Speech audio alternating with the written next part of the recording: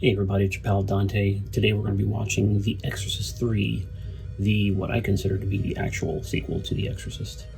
I first got into this film many years after I first saw the first Exorcist on TV, and it really just blew me away. Cinematography blew me away, lighting, script, delivery. I mean, everything was just perfect about this movie for me. So I wanted to go ahead and share this with you. My curse is that I've seen a lot of the famous reaction films, like the films people are reacting to. I've seen a whole bunch of them, so it's hard for me to get a first-time watch on a lot of things. I'm going to try to look for them and see if I can post some more of those in the future. If you have any suggestions for maybe current films, 2020s films that I might not have seen, please feel free to leave a comment in the comments down below. And of course, feel free to subscribe and like and all that stuff. Anyway, if you want to see the full uncut version of this reaction commentary, my Patreon is in the description below, and it is patreon.com/D4NT3. So anyway, let's hit it. Morgan Creek. Well, that's a name I haven't heard in a long time. Movie studio. I love the graininess. This nice establishing shot there. Yeah, the memories. You'll never forget that night. There's the stair. There are the stairs. Infamous stairs. The evil stairs. This is the film that I consider the sequel to The Exorcist. Forget Exorcist 2. This one is the actual sequel, in my opinion. Very lore-heavy film. I love it. That lighting is gorgeous. Ah, scurry. So scurry. I wish I knew how to shoot at night like this and make it look this good. I don't know, I'm just in love with the lighting in this film. It's been so long since I've seen this film, I've forgotten how incredible the cinematography is. It's that same kid. Falling down a long flight of steps. POV, trip and fall. I really need to read that book. I read The Exorcist. It's freaking incredible. It's even more incredible than the movie. But I need to read a book for this one. Oh yeah, terrible what happened there. Father, everything's relative. Is it? Or maybe not. I like a man who knows his mind. Well, that's... Father, isn't he the one who... Yes. Died in a fall on those steps? Yes, that's right, Tim. 15 years ago today. Hope and get lost, will you? Bit of a sensitive subject there, man. Hats off to the stunt guy who pulled that off. That's amazing. What did you say to him? Jesus loves you. Everyone else thinks you're an asshole. Finally, a little bit of truth. You have a favorite picture? The Fly. You're going alone or with the usual keepers? I'm taking Bill Kinderman with me. The cop? Yeah, every year on this day he gets depressed. I try to cheer him up. Yeah. I cannot believe that you just... That priest that he was talking to was me. You're a racist, Ryan. Did you know that?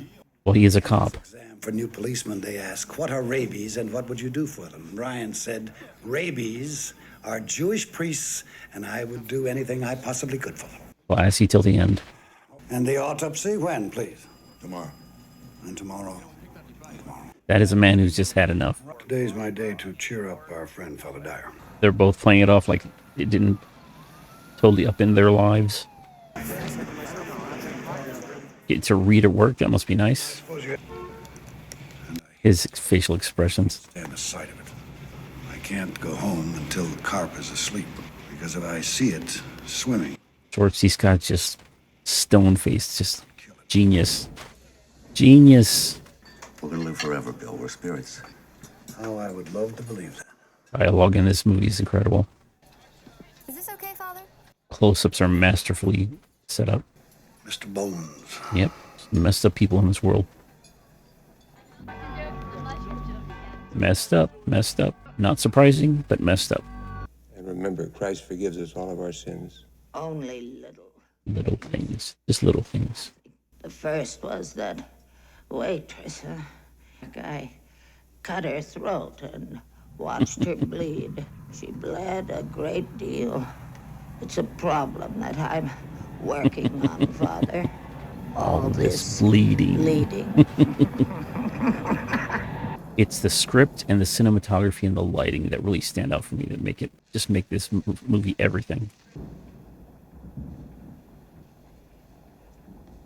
Index finger, right hand.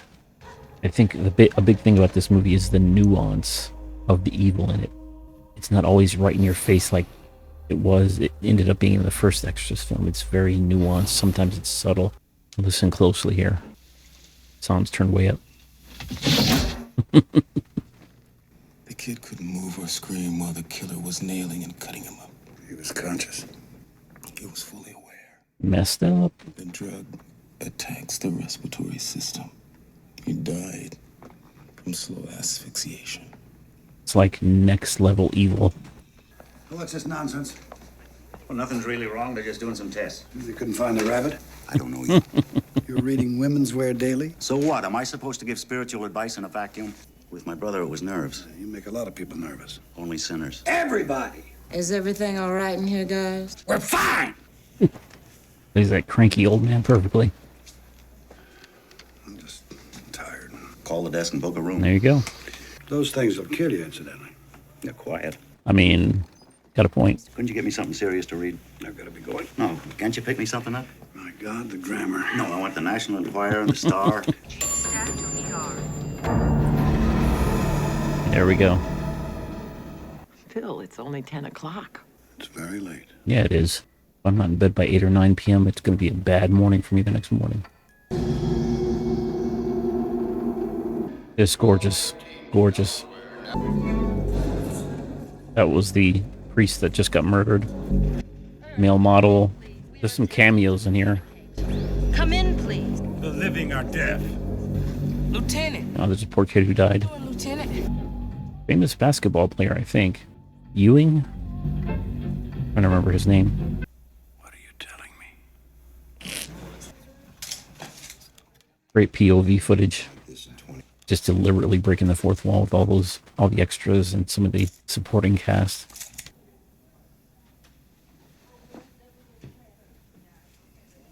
Yep, this is the hard part. There's no denying who that is, who that victim is now. What are these? Father Dyer's entire blood supply. All of his blood? And not a drop of it spilled. All neat. There's not even a smudge on the jars. A security bunny. Are you my son? I'd be very proud to believe so. You're not my son. Love that ADR. Nothing ever gets fixed around here. Just a bunch of pies and anchovies. Go away. You tell Don't him. ever talk to strangers. What's this? The disturbed ward. Home sweet home. Bill. A familiar voice.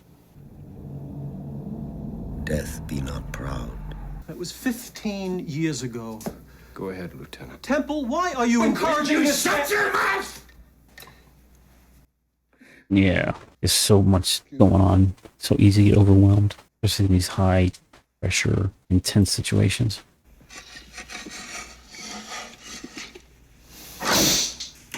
I love how they play with the sound in this film. Just a shipping tag. Is it new? Just came in. A replacement? Where's the old one? There we go. Good God. Clock stopping again. That whole holy place is freaking possessed. The devil's in the walls and in the pulpit, in the sanctuary.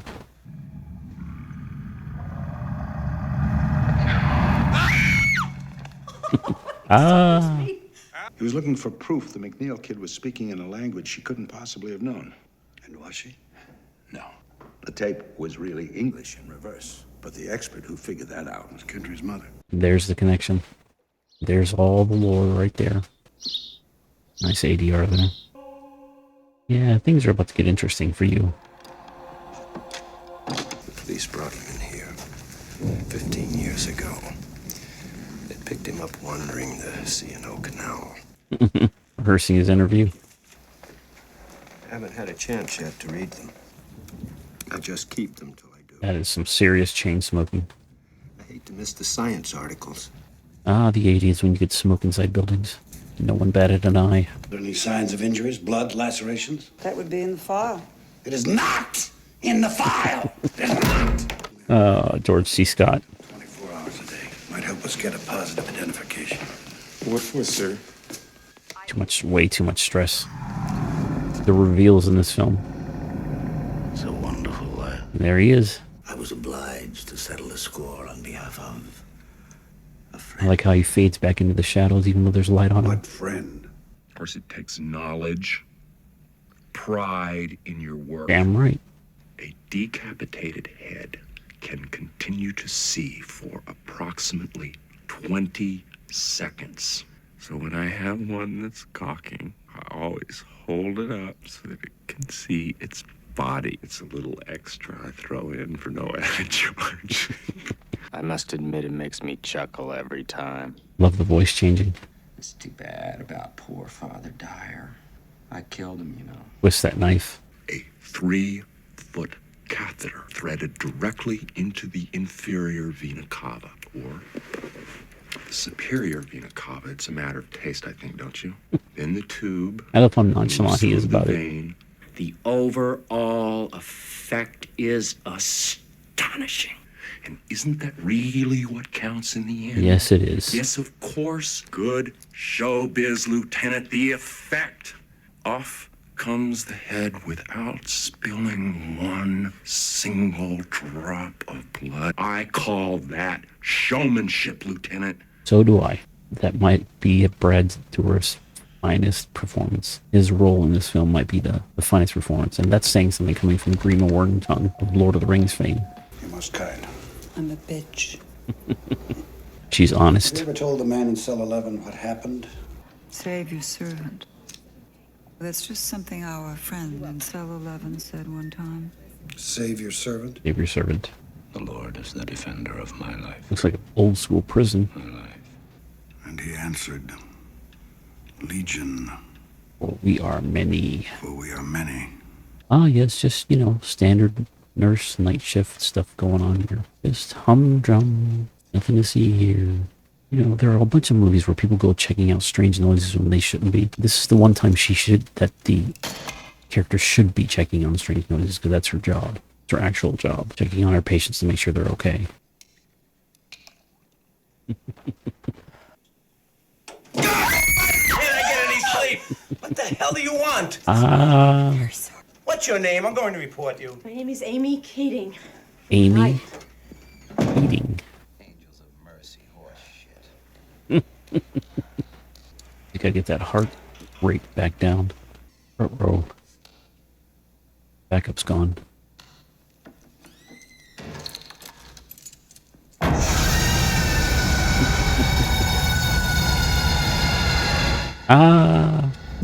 All the reactions I've seen for this film, everybody gets hit by that jump scare. Both of them, actually. Some people have actually called it the best jump scare in the history of horror, which is amazing. That's a big claim. Doctor's dead. Did you get my message? I left it with Keating. Nice girl.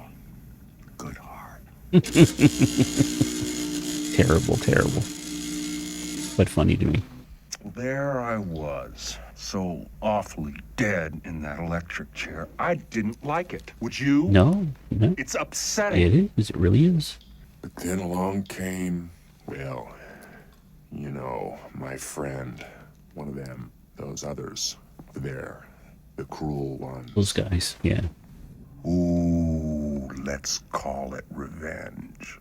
A certain matter of an exorcism, I think, in which your friend, Father Karras, expels certain parties from the body of a child. Yeah. Certain parties were not pleased, to say the least. To say the very least. It's rude, is what it is. Of creating a stumbling block. Sounds a little petty to me. Scandal. A horror to the eyes of all men who seek faith, using the body of this saintly priest as an instrument of, you know, my work. The main thing is the torment of your friend, Father Karras, as he watches while I rip and cut and mutilate the innocent, his friends, and again and on and on. He is inside with us. He will never get away. His pain won't end. Intensity. The master, he was kind, you see. He brought me to our mutual acquaintance, Father Karras. Here comes some more. As Karras was about to slip out of his body, is this true? The master was slipping me in. It took a maximum effort that at last got me out of that cheap little coffin. Foul poverty, disgusting. Toward the end, a little slapstick and comic relief. And that old Brother Fane, who was tending the body, saw me climbing from the coffin. It's the smiles that keep us going, don't you think? The little giggles and bits of good cheer. But then, after that, it was all Blue Mondays for a while, I'm afraid. It's not enough, you see, to be a spirit. There's no magic. In this artificial box that you call a world, we cannot touch except through bodies, you understand? It was quite an effort to regenerate his puny little brain cells. It took me 15 years. So many. These long takes with this monologue. It's amazing. Incidentally, don't blame me for that idiot temple. That was a suicide. The man was a lunatic, a weakling. Still, he helped me. Are there services? I would like to attend. The crying just Temple helped you? makes it even crazier. Of course. I'm tired. God, I'm so tired. Me AF. Me AF. Bill, help me. Masterful use of cutscenes as far as I'm concerned. Like a fly on the wall. I don't know, that robe looks comfortable.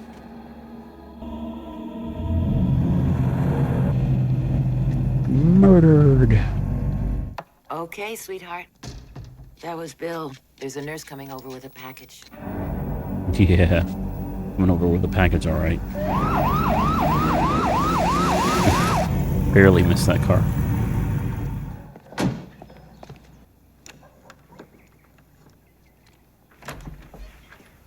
Oh, hi, Dad. Mother, Daddy's home. What's this? Her voice sounds like it's recorded after the fact. Is it bedtime? Yes. So she's staying for dinner or what? There are the old ones. Catatonics are so easy to possess. I've been waiting for you, Lieutenant. I wanted you to see this.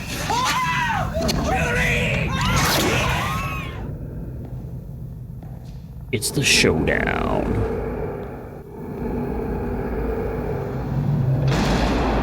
Come on in to die. Our Father, who art in heaven, hallowed be thy name. You got a little buddy on your shoulder. Thy will I can pray to the people. I don't know what kind of snake that is, though. The sweaty murmurs of my Horned snakes. beads. The human Pink garter snakes. Cobra, of course. sworn enemy of all the human race.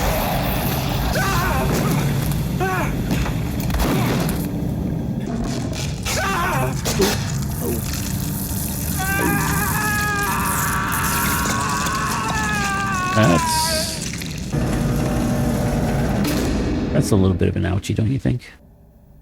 Yeah, none too happy about that. The demon was. Don't worry about Julie. We'll get her. Pray for me, Damien. You're free.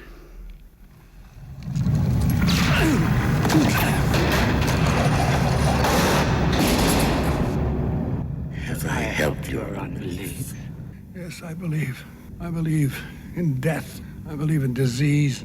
I believe in injustice and inhumanity and torture and anger and hate. I believe in murder. I believe in pain. I believe in cruelty and infidelity. I believe in slime, stink, and in every crawling, putrid thing, every possible ugliness and corruption. I believe in you. Just messing up those floors, man. Completely inconsiderate demon. There's what he did to that poor little kid.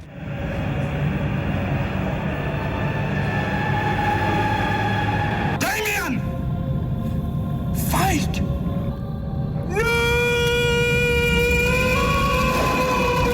Bill, now! Shoot now! Kill me now! We won, Bill. Now free me. Blows brains up again. Venom took 15 years to fix that brain.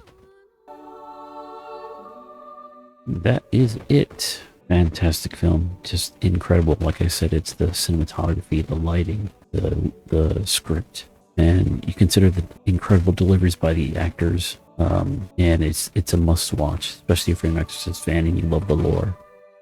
All right, so we watched The Exorcist 3, and I took a few days off to do some other stuff, and now I'm back. Wanted to talk a little bit about the film and do a little bit of film facts with you. This film, as I said during my reaction and commentary, is absolutely should have been the sequel to the original Exorcist. Totally forgetting that embarrassment, which was The Exorcist 2. The Exorcist 2 is what happens when you let executives make the decisions about good filmmaking versus actual artists, directors, actors, producers, things like that. So, in my timeline, in my world, I just ignore the existence of that film. So, to me, Exorcist 3 is the true sequel to The Exorcist. And it's a great sequel, but it stands alone wonderfully as well. It can do well all by itself. It's really a lore dump to me more than anything else, but it has some fascinating drama and some fascinating acting, incredible acting actually. So that's really something I keep taking away from the film every time I watch it. Let's dive into film facts. Let's start out with this here list I have of the stuff I found on this film. William Peter Blatty wanted the film to be titled simply Legion, just like his novel of the same name, which I still need to read. The producers, however, wanted the title to be The Exorcist 3 for commercial reasons. Again, we're going back to the whole when you let business people try to be artists thing. Blatty even tried to convince them to alter it to The Exorcist 1990 in order to distance it from The Exorcist 2 The Heretic, which he despised, but had to settle for The Exorcist 3 notwithstanding. Again, when it comes to the arts, business has its place to generate money, but not in the arts itself. There's just no place for business people in making artistic decisions, I should say.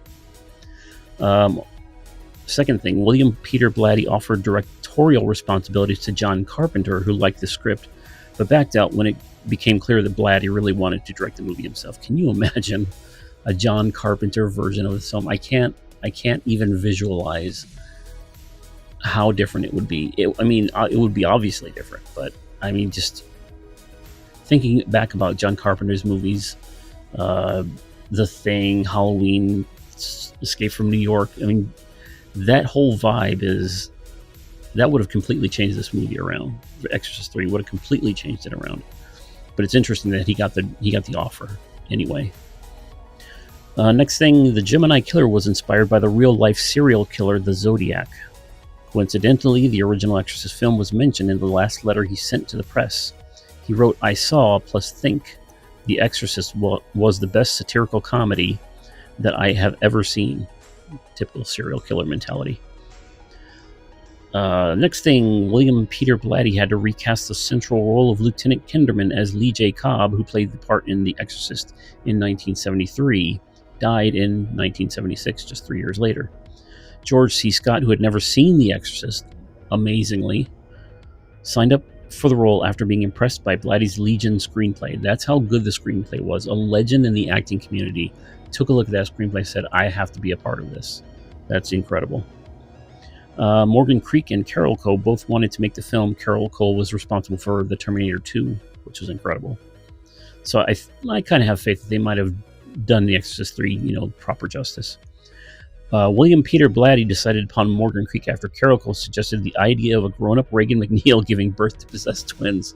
Maybe I have to take that back. And when you think about giving birth to possessed twins, I think maybe the people who made The Exorcist, what's the new one? The new Exorcist or something like that. I think maybe that's where they were getting ideas from. Some silly idea by Carol Cole. Next item, Colleen Dewhurst, who was previously married to George C. Scott, was the voice of Father Canavan's killer, but she was uncredited. She was the lady. She was the old lady who was in confession, that she confessed to killing that waitress in Candlestick Park. That was an incredible scene. I love that scene. Next thing, at around 26 minutes, Samuel L. Jackson appears as a blind man in the dream sequence. His voice is dubbed for his one line. I'll have to go back and rewatch because I missed that. Unless they mean the person who says the living are deaf in Kinderman's dream. At around 27 minutes, Patrick Ewing appears as the Angel of Death next to Father Dyer in the dream sequence. Yeah, I knew he was a basketball player. Like William Peter Blatty, Ewing was a graduate of Georgetown University. Oh, okay. Giving his people some help there. Exorcist 3, a favorite film of serial killer Jeffrey Dahmer. In interviews, he claimed to relate to the idea of an external evil being responsible for his murderous urges, of course. Psychiatrists believe this is an effort to rationalize and avoid accountability for his crimes. Dahmer drugged his victims before dismemberment and confessed to a routine of watching this film with them while waiting for the drug to take effect. Can you imagine? That's crazy. That's all kinds of sick. Coincidentally, he killed 17 people like the film's Gemini Killer. Next thing, William Peter Blatty handpicked Shakespearean-trained actor and Genie nominee Grandel Bush to act opposite George C. Scott in the role of Sergeant Adkins. Shakespearean-trained actor. So we had some credibility in there, alongside the monolith that is George C. Scott as an actor. The voice of Zora Lampert is dubbed. I knew that voice sounded weird.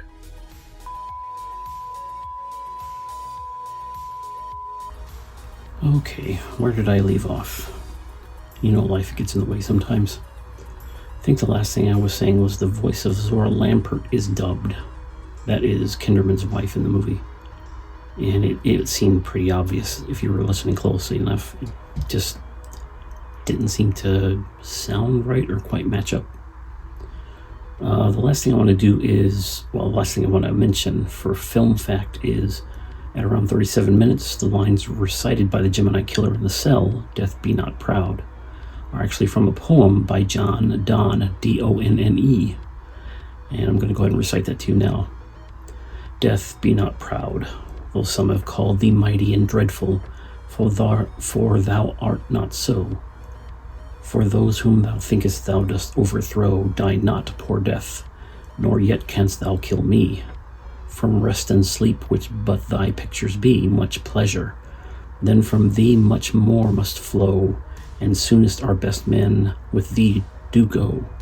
Rest of their bones and souls' delivery, thou art slave to fate, chance, kings and desperate men, and dost with poison, war, and sickness dwell, and poppy or charms can make us sleep as well.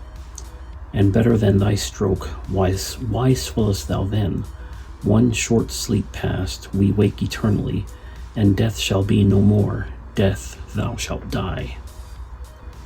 That's very, very interesting and very appropriate poem for this particular movie. So that ends Film Facts. I'm going to go ahead and get out of here. I will see you all for the next one. Later.